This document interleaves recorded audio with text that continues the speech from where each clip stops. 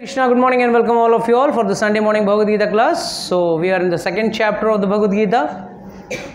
We already discussed 62, verse number 62 and 63 from the second chapter of the Bhagavad Gita. But still, it's a lot cap. So let's have a fast recap.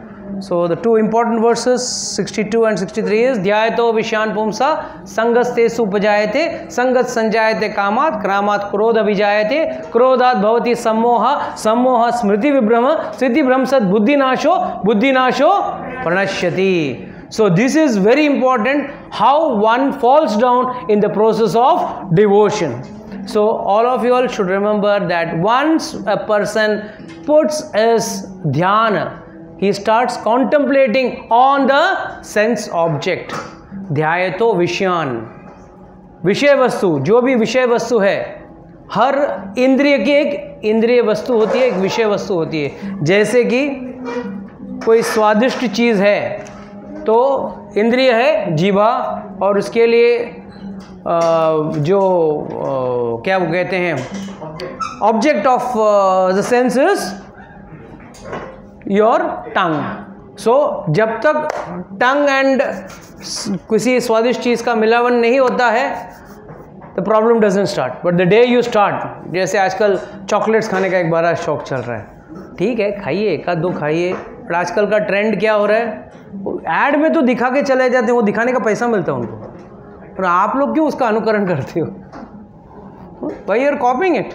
हाँ, I am seeing many college boys and girls notice, हाथ में बड़ा एक वो क्या है, वो silk या ये बड़ा कोई चॉकलेट लेके स्टाइल में इधर सब लगा के, अरे वो हीरोइन को पैसा मिल रहा है भाई, आप लोग क्यों लगा के घूम रहे हो? I mean that's what is foolishness, it's craziness. ठीक है, खाना है खाओ ना chocolate, I am not against eating your chocolate, but why you want to make a show of it? एक दिखावा क्यों करना चाहते हो? So this is how it is. ध्यायतो विषयान पुंसा, जब आप कोई विषय वस्तु पे ध्यान देते हो तो आपका उस सेंस से आपका माइंड का उस विषय पे ध्यान बढ़ते जाता है. ध्यायतो विषयान पुंसा संगस्ते सुपजायते, एकदम उसके साथ आपका संग हो जाता है. एंड देन संगत संजायते कामा, उससे लस्ट, आपका काम जो है वो उससे पैदा होता है. और काम is nothing but condensed desire is काम. Your desire when it goes more and more and more and more, then the डर पिक्चर का ऐसा ना तो वैसा हो जाता है. तो always remember it should never become lust, and then the process starts. So how it started? Your mind was first connected to the Vishaya Vastu. Then when you are contemplating on it, it is leading to your attachment and lust. Kamat, what is that? Dhyayato Vishayam Pumsa Sangasya Sanjaya Sandhya Kama. Kamat Krodho Abhijayate. In that kama, if the kama is fulfilled, is your lust fulfilled, then it will lead to more lust. If it is not fulfilled, it will lead to anger. So wherever you see, some boy throwing acid or stalking at that girl and then murdering that girl, this is all nothing but a reaction of this karma not getting fulfilled. He throws acid, he might stab her or do any damn thing. So all this is in relation to this indriya vastu getting contemplated on the vishaya vastu. The whole process starts, and finally क्रोधात भवति सम्मोहा. In the क्रोध, in the anger, व्यक्ति क्या करता है, पूरा मोहित हो जाता है. मोहित मतलब क्या करना चाहिए, क्या नहीं करना चाहिए, उसको समझ में नहीं आता है. एंड अक्सर जीवन के आजकल के लोग तो खुद गुरु हैं, जीवन में गुरु तो होता नहीं है, तो खुद गुरु हैं तो खुद अपने हिसाब से सोचने लगते हैं. But every time in life one has to take directions. It is craziness if one leads a life without taking direction from an higher authority. That is a spiritual master. A classic example, again from the Ramayana, I'll tell you. It is said when Ramchandra ji came to Bharadwaj Muni's ashram. You mean to say Ramchandra ji doesn't know where to go? जंगल में कहाँ जाना है उसको मालूम है, अभी 14 साल तो रहना है. और अच्छा, सेकेंडली कुछ अपना दशरथ महाराज ने क्या बोला था, तुमको वन में रहना है, उसने ये थोड़ी बोला था ये वन में रहो, वन में रहो। उनका कोई डायरेक्शन नहीं था, he was just, he could have been loitering anywhere, but then also what did he do in that situation also? What did Lord wanted to see? He went and asked Bharadwaj Muni, where should I go and stay? And what did Bharadwaj Muni say? First and foremost said, anywhere you go, you don't have any direction. 14 साल तो आपको ऐसे भटकना ही है, इधर भटको या उधर भटको, क्या फर्क पड़ता है? But what did he say specifically? What did he say? He said, no, go to Chitrakoot ashram. And why did he say go to Chitrakoot ashram? Bharadwaj Muni is not a fool. First and foremost, it is said that snakes and scorpions and those, what do you say, forest creatures which are very, very dangerous, Ugra creatures, they are called as Ugra creatures. Snakes, scorpions and those which cause, fatal death or very fatal to life. Those type of creatures were very less in the Chitrakoot forest. And Chitrakoot, what does this mean? Chitra means beautiful drawing and Kuta means Annakut. What is the meaning of Annakut?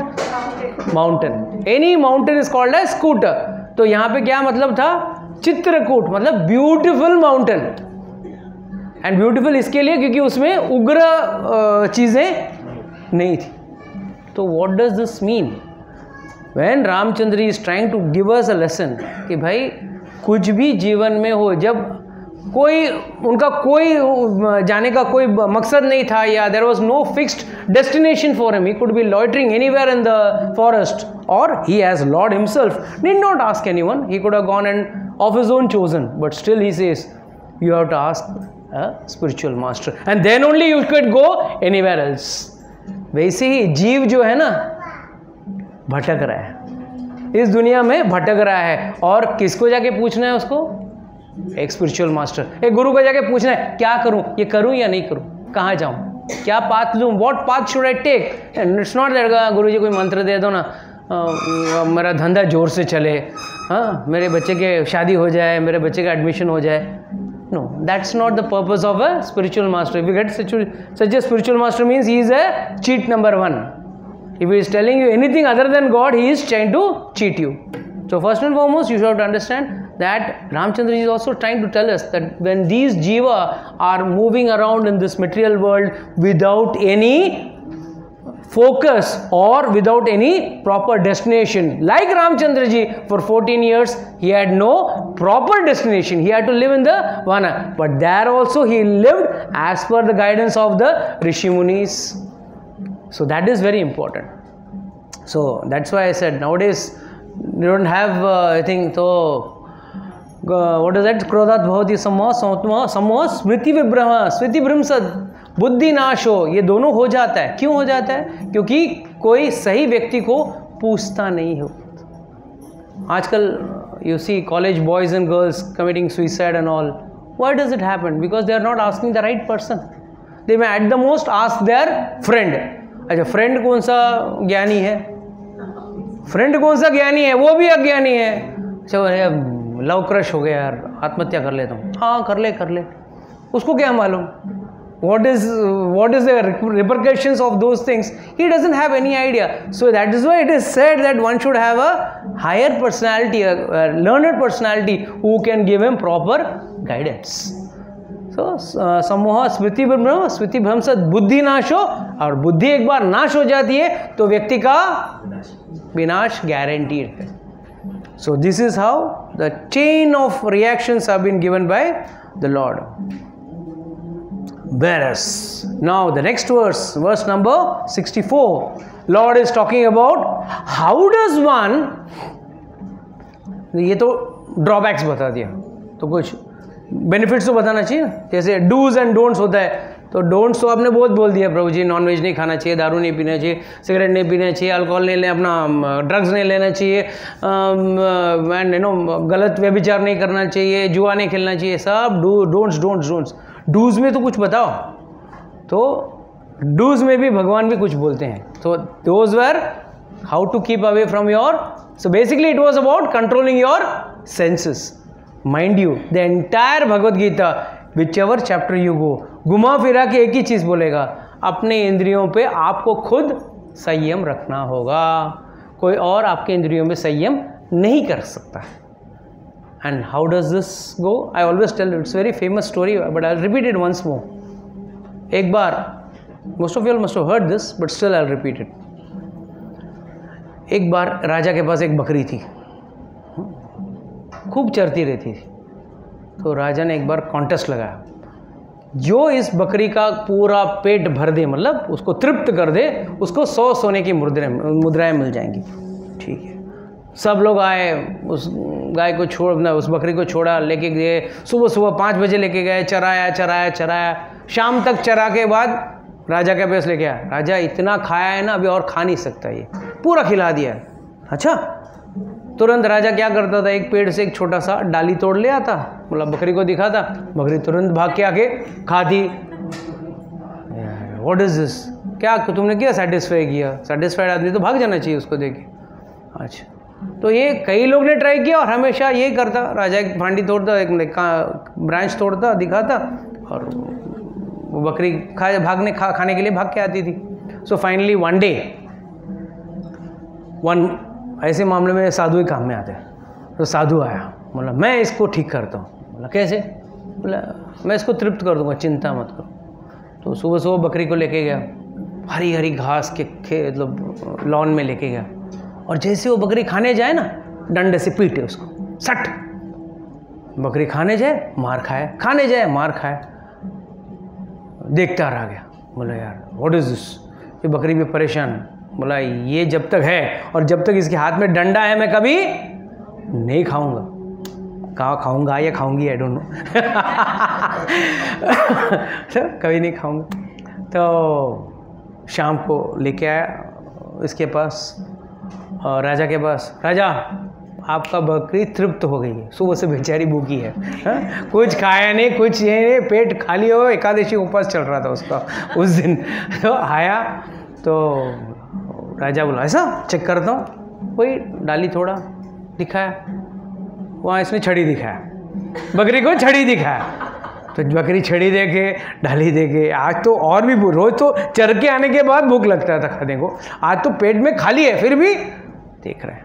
और यहाँ पे उसने डंडी दिखाया, डंडी देखा, बोला पूरा दिन मार खा लिया और मैं ही मार खाना है, गपचुप में साइड में रहती हूँ.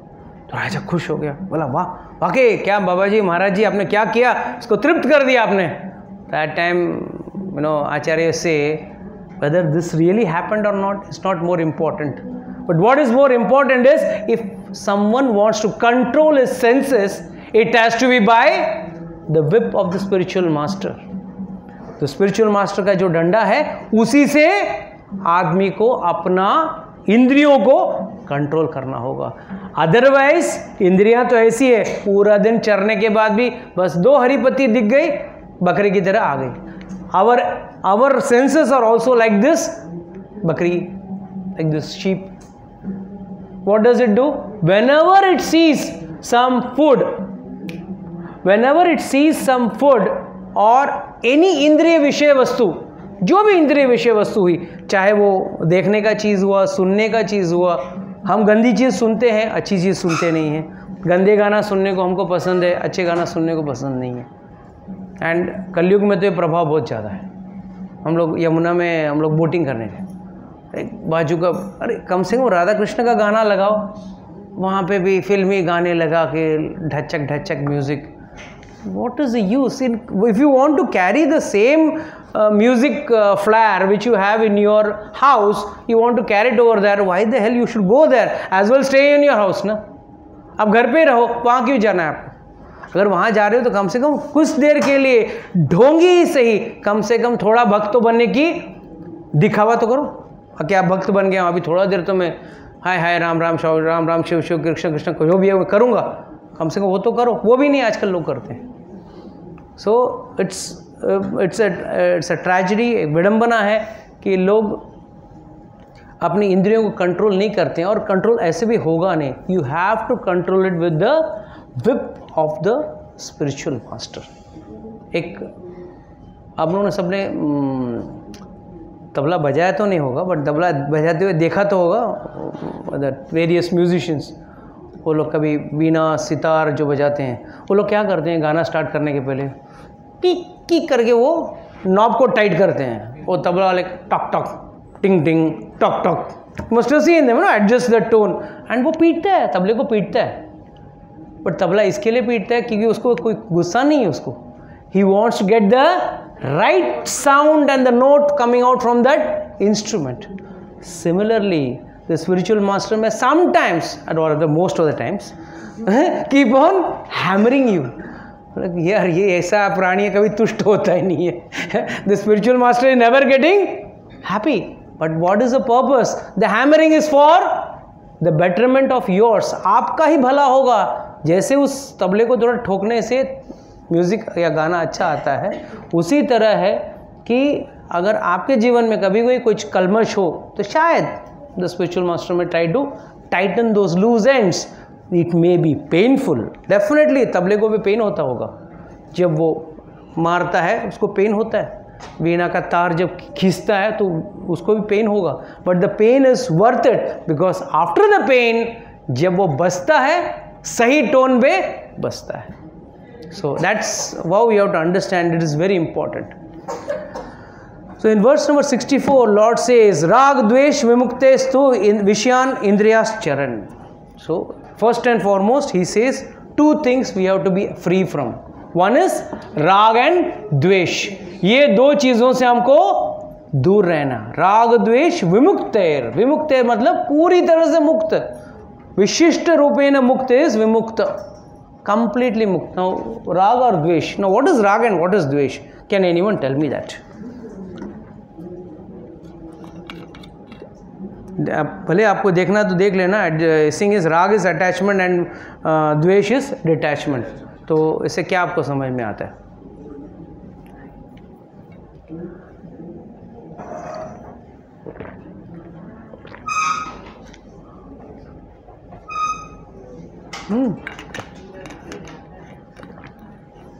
इतना पढ़ने लायक कुछ है ही नहीं है. हम लोग मुंडी नीचे करके 2 वर्ड तो पढ़ना है.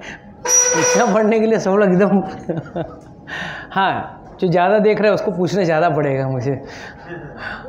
हाँ बोलिए. Yes Prabhu, what do you think? राग एंड द्वेष कैसे समझें उसको? राग मतलब कोई चीज़ से हमें ज़्यादा लगा होता है.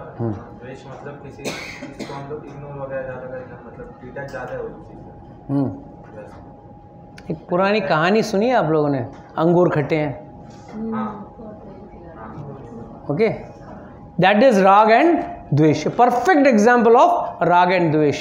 The jackal was attached to the grapes, and then when he didn't get the grapes, what happened? He said the grapes are sour, and then he got detached from the grapes.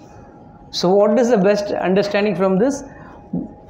Attachment is also dangerous, and this type of aversion in attachment, that is, this is not detachment. इसको detachment नहीं कहते हैं. उसके अंदर कोई गलती निकाल के या कोई खोट निकाल के आप उससे दूर नहीं भाग सकते. You can not run away from दो सेंस ऑब्जेक्ट. सो राग द्वेष विमुक्तेस्तु विषयान इंद्रियास चरण. आत्मा विषय आत्मा विधेय आत्मा प्रसादम अधिगच्छति. What does this mean? It says free, but a person free from all attachment and aversions, able to control the senses through regulative principles. याद रखना, this is what generally people try to do. Either they are too attached to material life, या एकदम वैराग्य भाव में नहीं ये सब गलत है, ये सब मिथ्या है, ये सब ये है वो है. ये सोचना भी गलत है. Extremes. But what does this mean? Who's able to control his senses. No, that doesn't mean, tomorrow all of you will know we will go for a liquor party. We will not drink liquor, but we will be in the liquor party. No, that's not the way we do it. That's not the right aspect of looking at it. But you have to understand that one has to control the senses, not by rag and dvesh. जैसा मैंने बताया, अंगूर खट्टे हैं, पहले अंगूर की तरफ जाओ, बाद में अंगूर खट्टे हैं छोड़ के आओ. छोड़ने के बाद क्या होगा? Is the story going to get over? No. Then you are going to go to the next attachment, then from that the next attachment. So it's like a boy running behind one girl and suddenly the girl says no, and this fellow says, oh, I'm detached. Then again after 1 month he is running behind some other girl. So what's the big deal? That's not controlling the senses. But here it is who is able to control the senses through regulative principles. First and foremost, many people have a misunderstanding. Oh, Krishna conscious means, oh, you have to be away, you have to be ekdam sadhu, family chhod dena hai. No, you don't have to leave all that. In fact, do your family duties more perfectly. There cannot be no sexual enjoyment. No, one can have sexual enjoyment, provided it is in the regulated manner. It should be with his wife. अपने पत्नी के साथ अगर भोग कर रहा है, it is justified. But the same thing is व्यभिचार is not allowed. Extramarital affairs is not allowed. But one, if he is enjoying with his wife or wife is enjoying with her husband, then there is no. That is why here it is said is who is able to control his senses through regulative principles of freedom can obtain complete mercy of the Lord. Then he says prasadam adhigachyati. What does this word mean, prasadam? Prasad मतलब भगवान का अनुग्रह, भगवान का आशीर्वाद मिल सकता है उस व्यक्ति को. अधिगच्छति, अधिगच्छति के मतलब he will attain for sure. He will attain for sure, provided he lives a life in the regulated manner. Prasade serve दुःखानां हरेर उपजायते. Okay, ठीक है. Let me go to the verse. For one thus satisfied in Krishna consciousness, the threefold miseries of material existence exist no longer. In Bhagavatam also this says the same thing. Here also it says the same thing. The threefold miseries क्या है वो? Yes, आदिदेविक, आदिभौतिक, आध्यात्मिक. ये तीनों तकलीफ आपको no longer exist होगा. How is it possible? No longer exist. In fact, you will come to a stage that you will say that this is Sukhalaya and this is not Dukhalaya. Or someone comes and tells you, sir, this is not a Dukhalaya. Can you prove it? Because you will be happy in whatever comes. You will be happy in whatever comes. Okay. What else? More. Your concentration will be only to Krishna. Okay. Very good. Someone is missing something very, very important. Even if anything happens, so we have the capability to handle the situation. You can only accept the situation. You can never handle any situation. This is the core fact. Even Ramchandra ji had to accept the situation. He could not handle the situation. Okay, something much better.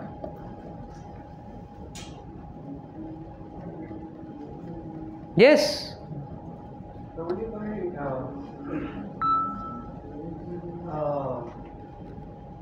By getting rid of rag and dvesh, and through Krishna consciousness, you would be out of the bodily consciousness.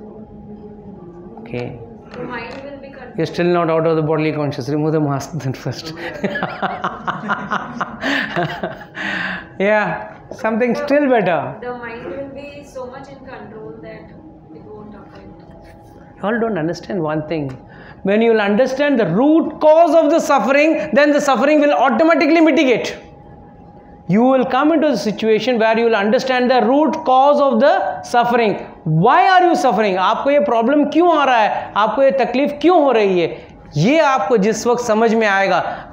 For example, if you से कुंती महारानी क्या बोला था? विपद संतुत शाश्वत तत्र तत्र जगतगुरु. विपद संतुत शाश्वत. उन्होंने क्या बोला? विपद आने दो, बार बार आने दो. क्यों? उन्होंने इसके लिए बोला क्योंकि शी न्यू वेरी वेल, जब जब विपदा आएगी भगवान मुझे तरने के लिए आएंगे, भगवान भी मुझे निकालने के लिए आएंगे उस विपदा से. एंड विपदा is nothing but to possibility. याद है मेरे कर्मों से मैंने खुद खड़ा किया है विपदा. The problems are because of my own karmic reactions और Lord is testing me. In both cases what can you do? You are a helpless puppet in the hands of time. Time is the greatest controller. So that is why who is able to control what? Who is able to be thus one satisfied in Krishna. Krishna भक्ति में उसको sure shot मालूम है कि भगवान मेरा कुछ बिगाड़ेंगे नहीं. I have told this story again, I tell this. एक बार एक नाव जा रही थी और नाव में एक हस्बैंड वाइफ बैठे थे, बढ़िया बैठ के आराम से जा रहे थे. अचानक रात का टाइम था एंड तूफान आने लगा तो नाव जोर से हिलने लगा. सब हाहाकार मच रहा है, सब लोग, everyone is shouting, some are running here, some are running there. everyone is in tension. Immediately the wife, she saw her husband sleeping nicely, and rest everyone, all the members of the ship were running here and there. So this lady went and shook this husband off. Now get up, you're sleeping like this coolly. Everyone is running here and there. The boat is about to sink. What will happen? We don't know. There's a big turmoil which is there. इतना बड़ा तूफान आ रहा है और आप सो रहे हो. तो husband said, हाँ तो मैं क्या करूँ? मैं कुछ कर तो नहीं सकता. अरे कुछ तो करो. मतलब क्यों करूँ? मैं क्या करूँ? ठीक है मैं सोता हूँ. Again she shook him up. He took the revolver, kept it on her head. Nice ना? ऐसा solutions ऐसा मिलना चाहिए ना. Took the solution, took the revolver and put it on her head. Set तुम्हें डर नहीं लग रहा है? तो पति बोली इसमें डरने वाली क्या बात है? कि मतलब क्यों? रिवॉल्वर लोडेड है, बंदूक में गोली है, चल जाएगी. अरे तो क्या हुआ? मुझे रिवॉल्वर चलाने वाले पे I know he is my husband, he will not shoot me. Similarly he said, उसी तरह है इस तूफान को लाने वाले पे मुझे भरोसा है, इसके लिए मैं शांति से बैठा. So you have to understand that life में turmoils will come, but if you have the faith that yes, I know Krishna is not going to give me any trouble, अवश्य रक्षिबो कृष्ण, कृष्ण हमेशा मेरे रक्षा करते हैं और पांडवों का रक्षा किया. Star condition apply. Star condition क्या है? You have to be a devotee first. तुमने अगर भक्ति किया है तो भगवान रेसिप्रोकेट करेंगे. ये यथा माम प्रपद्यन्ते ताम सेव भजाम्यहम्. मगर if you are not a devotee then the law of karma works. अगर आपके नसीब में बचना लिखा है तो बच भी जाओगे, और अगर नहीं लिखा है तो फिर इट्स लाइक गजेंद्र का जैसा कहानी है. अगर आपने भगवान को याद किया तो भगवान किसी भी परिस्थिति में आपको अगर तकलीफ से बचा नहीं पाया तो कम से कम तकलीफ कम ज़रूर कर देंगे. He will make it that much that you will be able to bear the problem, bear the situation. मैं ये नहीं कह रहा हूँ कि पूरा आपका सिचुएशन क्लियर हो जाएगा. Don't be under the misunderstand. अगर कोई ये सोच के आ रहा है हाँ प्रभु जी भगवद गीता क्लास अटेंड करने से मेरे सारे दुख दर्द चले जाएंगे, सॉरी, ये दुख दर्द आपके खुद के कमाए हुए हैं. सबके दुख दर्द अपने खुद के कमाए हुए हैं. नोबडी हैज़ गॉट आउटसोर्सिंग कोई नहीं किया है.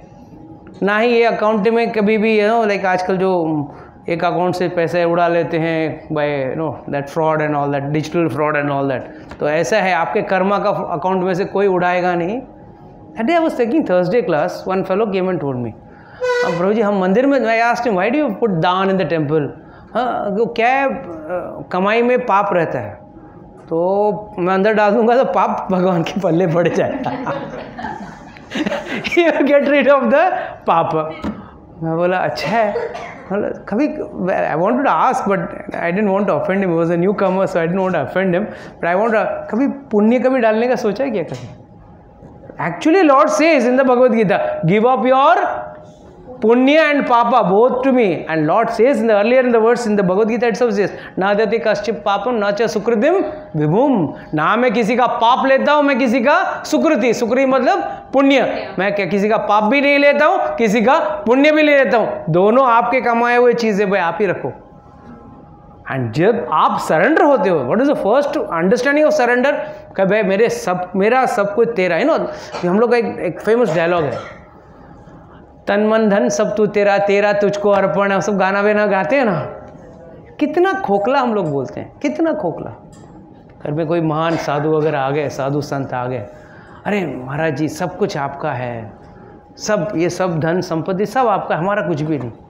दोनों जानते हैं झूठ बोल रहे हैं, दोनों जान रहे हैं झूठ बोल रहे हैं. हाँ वो जो उस घर का जो यजमान जो है वो भी झूठ बोल रहा है, और जो वो झूठ बोल रहा है उसको भी मालूम है वो झूठ बोल रहा है, और जो साधु आया है वो भी जानता है. अगर एक बार कोई साधु अगर कोई बोल दे ना अच्छा मेरा है चलो घर के बाहर निकलो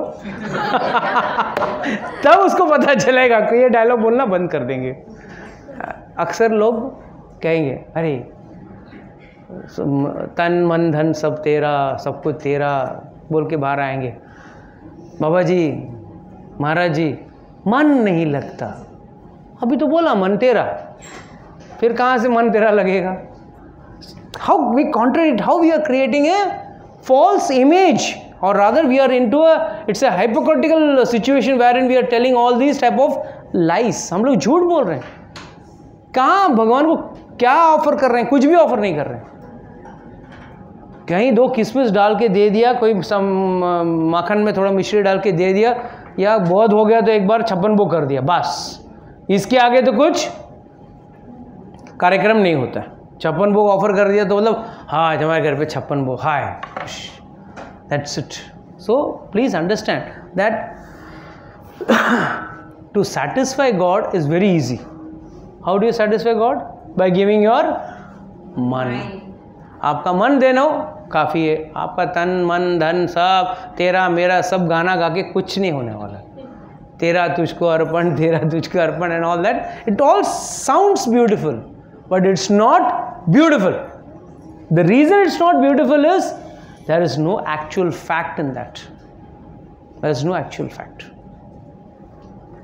Just imagine, किसी मूर्ति से आवाज आए, हाँ बेटा सब मेरा ना, ला चेक भर के डाल दे इधर. हाँ, जस्ट इमेजिन वो उस मंदिर के एयर के नियर में फटकेगा नहीं कभी.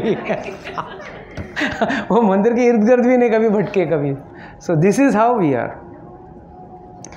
So at that state, when the person is fully dovetailed to God, he has dedicated his life towards God, and he has surrendered everything to God, that person no longer undergoes any type of miseries. कोई भी तरह के कोई भी क्लेश या कोई भी तकलीफ उस व्यक्ति के जीवन में नहीं आता है. जो भक्त है, जिसने जीवन को सब भगवान को सब कुछ समर्पित कर दिया कि भाई इस जीवन में भी क्यों हम कर्मयोग पे क्यों हम लोग फोर्स देते हैं? कर्मयोग का मतलब क्या है? वेरी सिंपल अंडरस्टैंडिंग क्या है?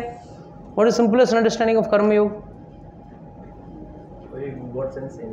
What is karmayoga in any sense? वैसे तो कर्मयोग है कि whatever we are doing any activity for our living is can be कर्मयोग, or whatever our duty is there that we are doing. No. And that no, that's not कर्मयोग. Whereas yoga means Lord has to come in. If Lord is not there, there is no yoga. Fine. What is karma yoga? Come on first. See, whatever you do, you need something in return. Whatever you do, you expect something in return. No, that's not karma yoga. You are surrendering to God. हाँ. भगवान को अर्पित कर रहे हैं. आप जो भी कार्य करते हो उसका फल भगवान को सरेंडर करते हो. That is karma yoga. The simple crux of karma yoga. But what do you understand by giving the fruits to the Lord?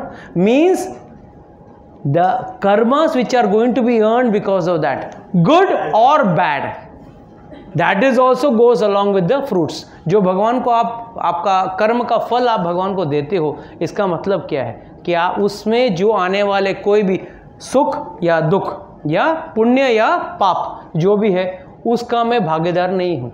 मैंने वो कर्म मैंने आपके खुशी के लिए किया है, चाहे वो सही हो या गलत हो, that is not, it's immaterial. Then you are in pure karma yoga. You don't incur any sin और पायस एक्टिविटीज. एंड दोनों न इनकर करने का मतलब क्या है? आपने पहले जन्मों का जो भी कर्म था वो आपके दीक्षा लेके या आपने भक्ति में आपने वो भगवान को ऑफर कर दिया. मगर इस जन्म का जो कर्म आ रहा है उसके लिए वापस आपको जन्म लेना पड़ेगा, either गुड और bad. So for that purpose ये जीवित रहते हुए आपको कर्मयोग करना ही है. साथ में इसके लिए भक्ति योग में सारे योग आ गए. आपका ज्ञान योग, ध्यान योग, कर्म योग सब आ गया एक भक्ति योग में. So that is why you don't have to do it separately. So threefold miseries do not exist. In such satisfied consciousness, one's intelligence is soon well established. See, the most important thing is our mind has to be properly established. And how can that be established? Now, first thing is sukha, dukha or threefold miseries. The next verse talks of something more important. नास्ति बुद्धि अयुक्तस्य न च अयुक्तस्य भावना न च अभावस्य शांतिर अशांतस्य कुतः सुखम. This is the peace formula given in the Bhagavad Gita. This is अगर कोई शांति चाहता है, जीवन में शांति चाहता है, तो वो ये एक वर्ड्स को कंठस्थ कर ले, पोपट की तरह नहीं, जीवन में उसको उतार कर. न अस्ति बुद्धि अयुक्तस्य. न च अयुक्तस्य भावना, अगर भगवान से वो अटैच्ड नहीं है तो उसकी भावनाएं भी भगवान के साथ अटैच्ड नहीं रहेगी. Many of us, or rather all of us, including I would say to some extent myself also, when I entered into Krishna consciousness, might be I went out of God, that consciousness what I am having today, that develops in due course of time and with due course of dedication and mercy of senior Vaishnavas and Guru Maharaj. But if your mind itself is not attached in devotion, you are interested in sense gratification. Physically you may be present here, but mentally you may be absent. बाहर से कोई देख के बोलेगा अरे सब लोग अंदर बैठे हैं, इतने लोग बैठे हैं, हाँ शिवदत्त भी बैठा है, व्योम भी बैठा है, बैठा तो है, but what about physically they are sitting, but then Vyom must be thinking about some game, मैं घर पे जाके वो गेम खेलूँगा या वो खाना खाऊँगा, कुछ करूँगा. Shivdatt must be planning something else, dash dash. So what he is cooking, what is cooking in everyone's mind, nobody knows. उसके मन में क्या चल रहा है किसी को पता चलने वाला है? कोई नहीं पता चलेगा. बट फिजिकली यहाँ रहेगा. बट चलो starting stage no problem, but धीमे धीमे जब व्यक्ति भक्ति में आगे बढ़ता है, that time what happens. So that's why उल्टा कहा गया है, ना अस्ति, देयर कैन नॉट बी. ना अस्ति, अस्ति मतलब होना चाहिए, बट ही सेज ना अस्ति. So let's go to the translation directly. One who is not connected to the supreme. Here उल्टा बात कर रहे हैं भगवान, you know, reverse बात कर रहे हैं. One should be attached, but भगवान, one who is not connected with the supreme in Krishna consciousness can neither transcendental intelligence nor steady mind. You cannot have neither transcendental intelligence nor steady mind, without which no possibility of peace. And how can there be happiness without peace? Nobody wants, first and foremost, everyone wants happiness, but without peace. That is the best part of it. And भगवान क्या कह रहे हैं, अगर खुशी चाहिए तो पहले शांति होनी चाहिए. I've got nice name, fame, money, everything I've got, but I'm not having peace of mind. And how will you get peace of mind? What is the root cause of not having peace of mind? Absence of God. By not connecting to God. By not connecting to God. Okay. By not connecting God also, how does a person doesn't get peace of mind? चलो मान लिया आप लोग दोनों का answer सही है कि भगवान के साथ जुड़ा नहीं. चलो भगवान के साथ जुड़ने वाले कितने लोग हैं जो मंदिर में रोज संडे सुबह या वीकडेज में भी आ जाते हैं. हे भाई तेरा तुझको अर्पण करने वाले सब आ जाते हैं, हाँ सब करके वापस जाते हैं.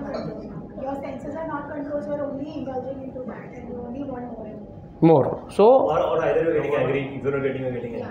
मतलब काम आपके अंदर काम और क्रोध है. So this is what we have to understand. Bhagavad Gita का हर श्लोका जो है पहले वाले एक श्लोका से कड़ी में जुड़ा हुआ है. Every shloka is interlinked. That is why when the subject matter gets over, Arjun asks a new question and Krishna starts a new series of answers. So till the next question doesn't come, please understand that this is a chain of that same answer.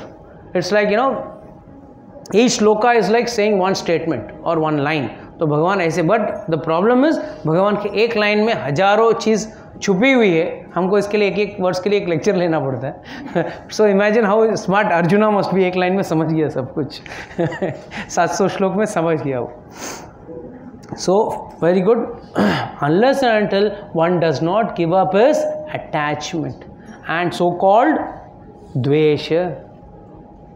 द्वेष जो है और attachment ये जब तक छोड़ता नहीं है, बुद्धि अयुक्त ही रहेगा. Physically you may be present in the class, you may be present in the temple, you may be present in the katha, but mentally you are absent. Dvesh is not hatred also. This is ये aversion right है, but this is not hatred like hating someone. That is also No, राग and द्वेष बोला गया है. तो राग is attachment and द्वेष is for that attachment. Because you are not got it. But people having hatred or having enmity with someone, वो भी जब तक नहीं जाएगा तब तक. See, enmity comes because of only one reason, that is false ego. Nobody wants, you know, that we are not able to accept or digest that person is in a better position than me. Jealousy and enmity comes because of this, especially jealousy. Why you are jealous? Why do you envy that person? उसकी साड़ी मेरे साड़ी से सफ़ेद क्यों? तुमको क्या करना है? उसकी सारी सफ़ेद है तो है, तुम्हारे नहीं है तो नहीं है। नहीं क्यों उसका सारी क्यों सफ़ेद नहीं है? Means what? You are jealous on that person's white clothes. So it's clear cut jealousy. Means what? You are not having it and that person is having it. The lack of you are possessing that. It may be anything. Some people may say, हाँ इसके पास तो बहुत पैसे हैं, हमारे पास नहीं. Again here it is what? Money. हाँ वो तो बहुत ठुमक के चल रही है. She is very beautiful. She is having a nice walk. So every jealousy means what? Jealousy means in the core senses which you lack, which is there in the other person. And when that person is having and when you lack it and you know you cannot get it at that moment at least. One very fat lady may look at a very slim lady and going, she will say, oh, she is walking so gracefully, I am not there. She will not appreciate. Why? You can appreciate also. It can be vice versa. Wow, she is walking so gracefully, I am so fat, I am walking like a duckling. She will not appreciate. It will be vice versa only. Oh, she is considering herself very smart, very great. So this is what is jealousy. द्वेष is जो राग से उत्पन्न हो रहा है वो द्वेष है. Simple example is grapes are sour. Simple, मतलब ज़्यादा आपको ये करने की ज़रूरत ही नहीं. grapes are sour वाला जो कहानी है वो याद करोगे तो आपको easily समझ में आ जाए. नहीं प्राप्त कर पाया तो द्वेष, नहीं प्राप्त कर पाया तो द्वेष. सो दैट इज राग से अटैचमेंट किया हो. पहले प्राप्त करने की इच्छा कहाँ से हुई? राग से. By attachment you got interest of acquiring it. If you don't get it और you do not inculcate it then it becomes to द्वेष. So it's an opposite flip of the same attachment का flip है. Enmity is द्वेष. हाँ, हम लोग द्वेष भाव से क्यों देख रहे हो या द्वेष भाव से क्यों बात कर रहे हो? हाँ, द्वेष. But here it is Raga Dvesh comes in a different concept, and यहाँ actually jealousy comes in a different way. Jealousy is lack of ability. कुछ लोग कॉन्फिडेंट खत्म हो जाता है तो लोग द्वेष को पहले डालते हैं, राग को बाद में करते हैं. ऐसा मैंने सुना है. ब्रो, कॉन्फिडेंस अगर किसी का खोता है तो इसका मतलब यही है कि व्यक्ति अभी भी उस चीज़ को पाने की इच्छा में, वो पहले डालता है कि ये तो होगा ही नहीं. अगर वही व्यक्ति के जीवन में अगर भगवान होते तो वो समझ जाता है, अच्छा हुआ भगवान ने मुझे नहीं दिया, ये मिल जाता तो शायद मेरी मति बिगड़ जाती. वो सोच ही अलग है. फॉर एग्जाम्पल, अगर आपका बेटा या बेटी आके आपको बोले पापा 100 रुपया देना, और आपके जेब में है पैसे, और आपने बोला बेटा क्यों चाहिए? नहीं, मुझे वो सिगरेट लेके पीना है. आपकी जेब में पैसा है, देने को क्या तकलीफ है? आपको दे सकते हो ना. अगर बेटे की भलाई के लिए या बेटी की भलाई के लिए आप वो 100 रुपये नहीं दे रहे हो. उसी तरह है, भगवान शायद न दें, उसमें आपकी भलाई आपको न दिखे और उनको उसमें आपकी भलाई दिखे. जैसे एक माता पिता को बच्चे को न देते हुए, सिगरेट के लिए पैसे न देते हुए बच्चा को लगेगा क्या जालिम माँ बाप है, जेब में पैसे हैं फिर भी मुझे दे नहीं रहे हैं. और वो दुकान वाला कितना अच्छा है, जैसे मैं 100 के पत्ती नहीं दिए, उसने पूरा पैकेट सिगरेट का दे दिया मुझे. उसको तो सिगरेट वाला का दुकान वाला बहुत भला लगेगा, भला मानस लगेगा, और माँ बाप बहुत बुरे लगेंगे. उसी तरह व्यक्ति को भगवान जब नहीं देते हैं तो भगवान के प्रति द्वेष हो जाता है, तो मुझे नहीं दे रहा है. और जो व्यक्ति भगत व्यक्ति है, जो भगवान का सच्ची तरह से भक्ति कर रहा है, उसको पता है कि भाई भगवान अगर मुझे नहीं दे रहे हैं उसके पीछे कोई कारण है, वो मेरा हित करने अहित नहीं करेंगे. ये फेथ होना चाहिए. हित आप आपके हिसाब से देखते हो, बट भगवान कुछ ज़्यादा ही देखते हैं आपसे. He knows more than what you no.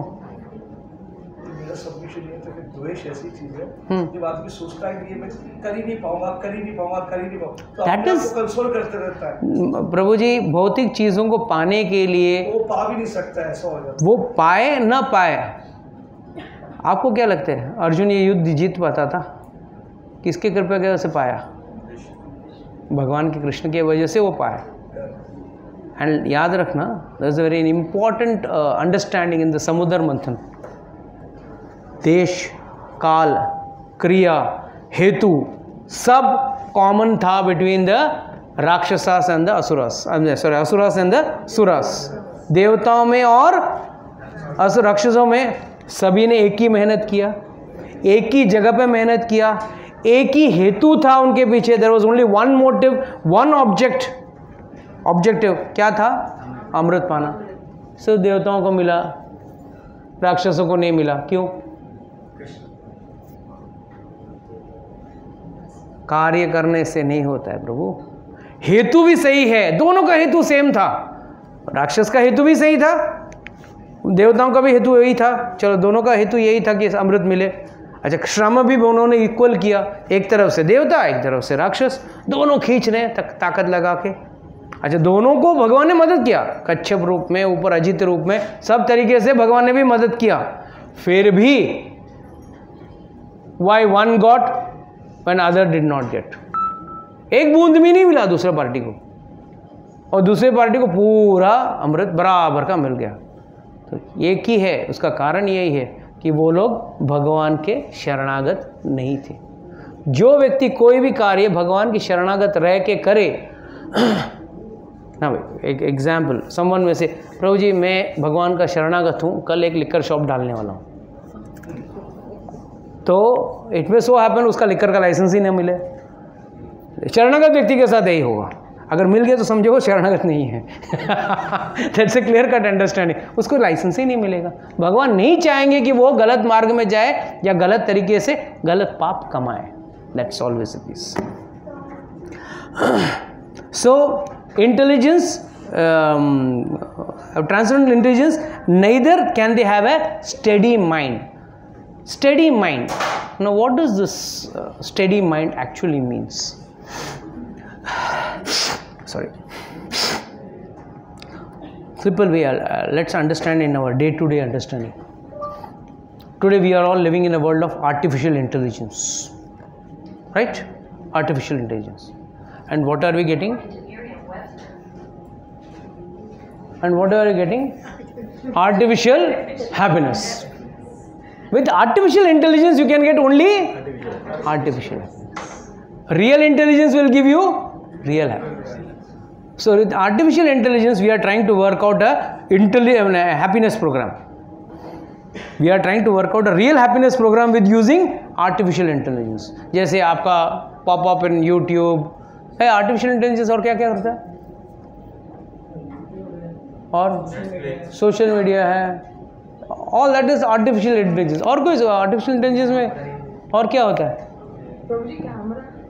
Camera, that's also a very good artificial intelligence. And then various softwares which come on artificial intelligence. All that will not give you tangible happiness. It can give you only artificial happiness. Like you pose in front of the camera, like like, who and all that, and you take a photograph. Then what happens in the end? What happens? Are you really happy? Are you really happy? You cannot get real happiness because it is artificial happiness. We've gone through artificial. The worst thing you see, especially in Vrindavan where I go na, even here also the same situation.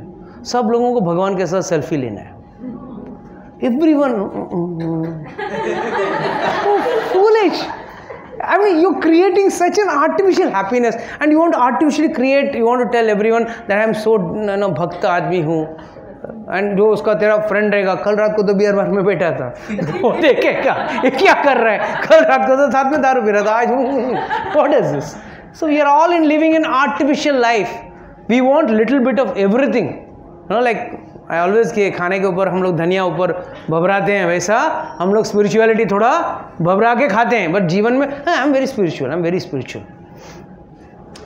Whole week I do nonsense and then और at the end I go and become spiritual. That's not the way you become spiritual, and that's not the way you will get steady intelligence and steady mind.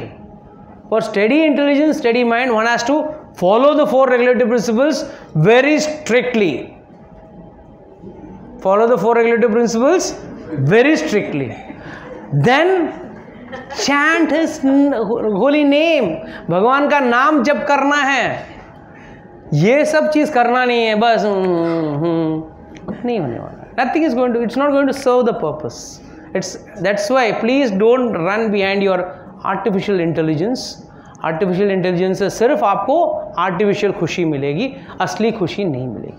अगर असली खुशी चाहते हो तो असली बुद्धि use करना, असली बुद्धि यूज करोगे, आपका असली नॉट बुद्धि, इट्स इंटेलिजेंस, अगर अपना असली real intelligence you use, you will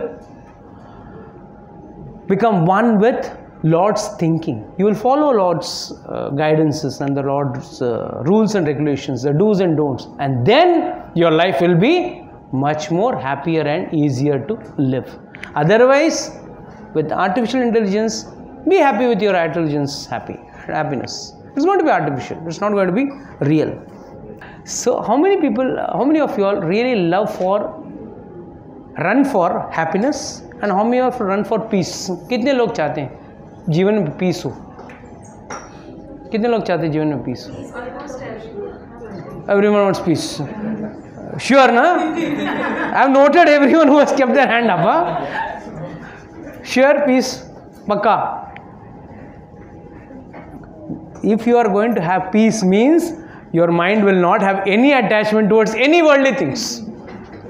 That point only you can get peace. Or if you are having tension, but it should be a spiritual tension. आज भगवान को क्या भोग बनाऊं, आज भगवान को मैं क्या कपड़े पहनाऊं, आज भगवान की मैं क्या सेवा करूं. Yes, that unrest is okay.